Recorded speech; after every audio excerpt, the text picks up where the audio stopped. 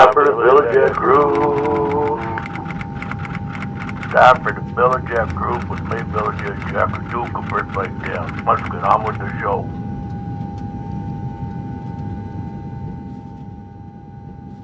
Hello, it's me, Billy J. Jack, Duke of Birthday Down, broadcasting to the occupied ghetto-ass suburbs of Birthday Town, greatest city in the world, friends, my home.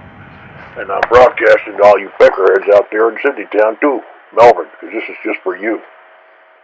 And I've been seeing the subscribers and such. Thank you all for subscribing and such, and I hope to get many more of y'all. Thumbs up if you can, and tell everyone about the channel. Spread the truth. I'm just an old man who came to this country many decades ago. Would like to share all the truth with y'all and see what you have to say about it too. Well, it has come to my attention that folks are basically telling y'all the truth about the Ponzi's and such in Australia. And how some folks are saying, quote, we have a strong economy. And other folks are saying, quote, this is nuts. And other folks are saying, quote, this is simply put, nothing more than a visa export business and is disgusting. Discuss. Now, this is a internet website called Reddit. And Reddit is real popular and such with the folks who like spending all day sitting in their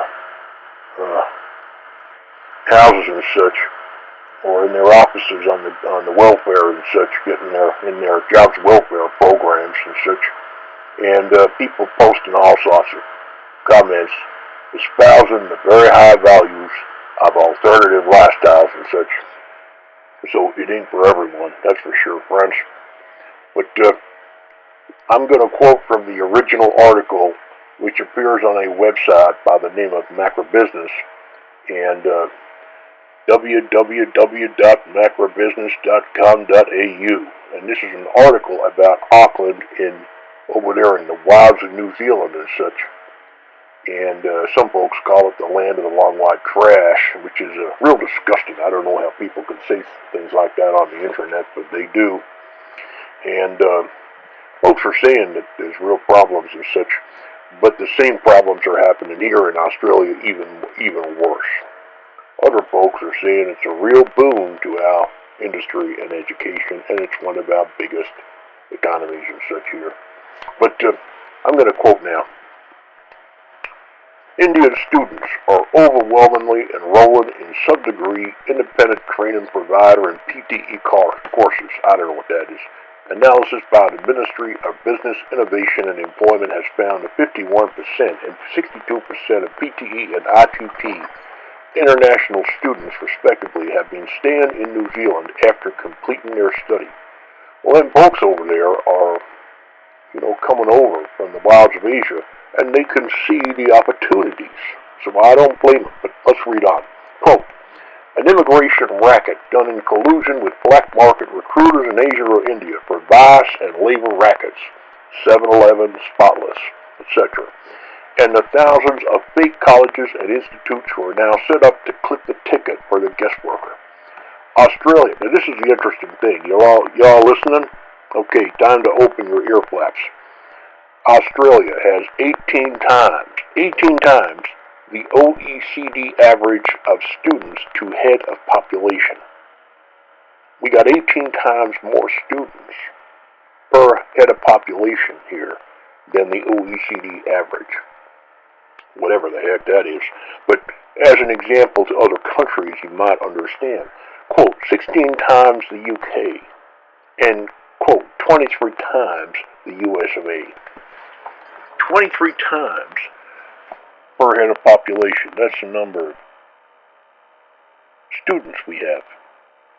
And these are students in inverted commas, friends, because a lot of these folks ain't here for the degrees.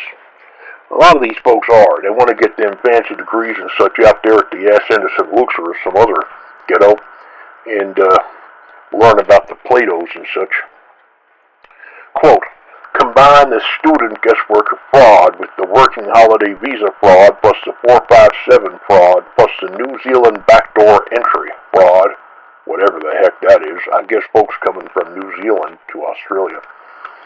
And Australia is much, much worse off in the ratio of unskilled, useless, third world trash.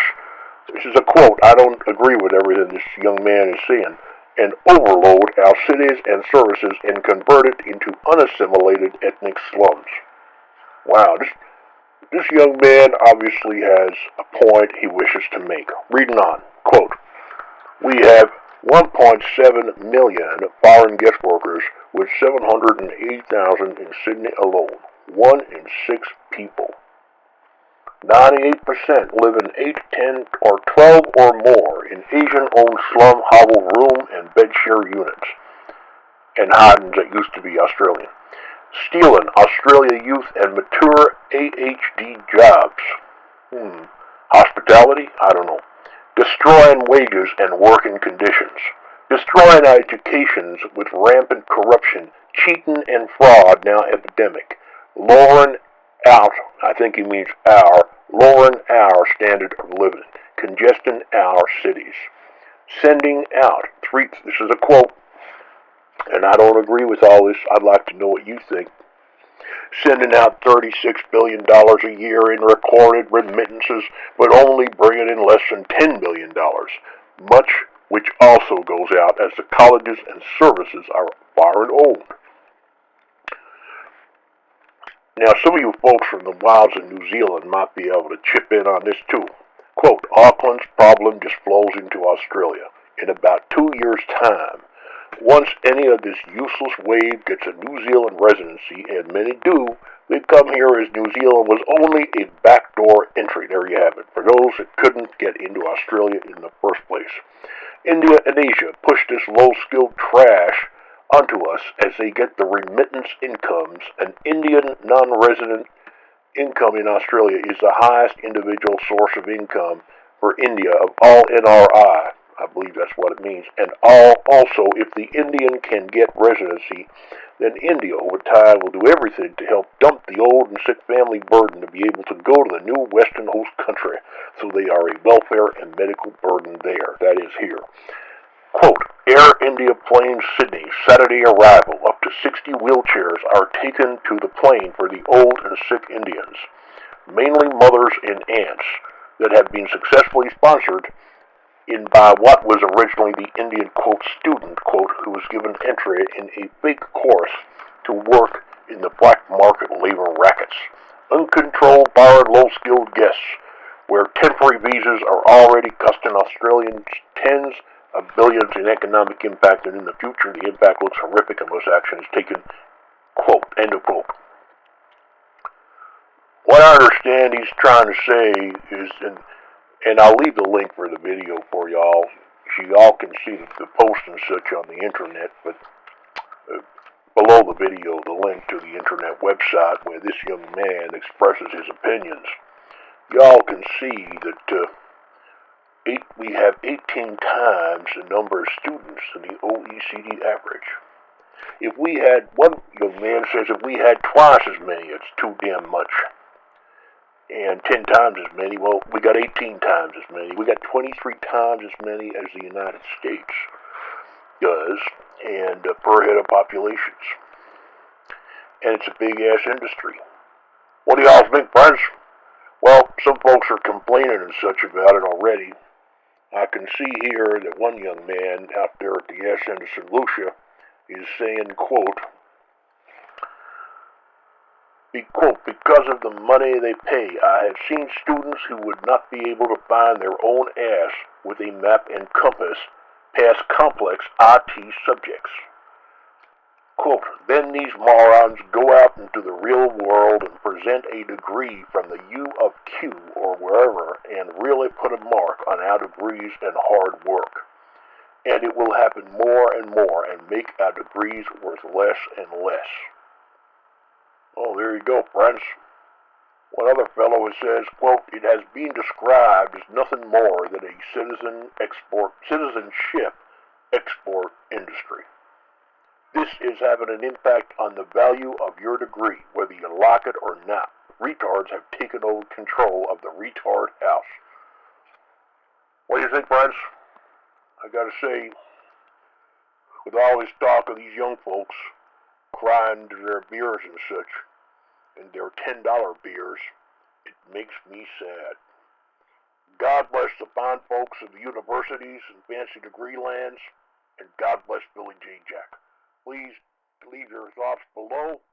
What do y'all think? Take care. See you in the next video. Bye for now.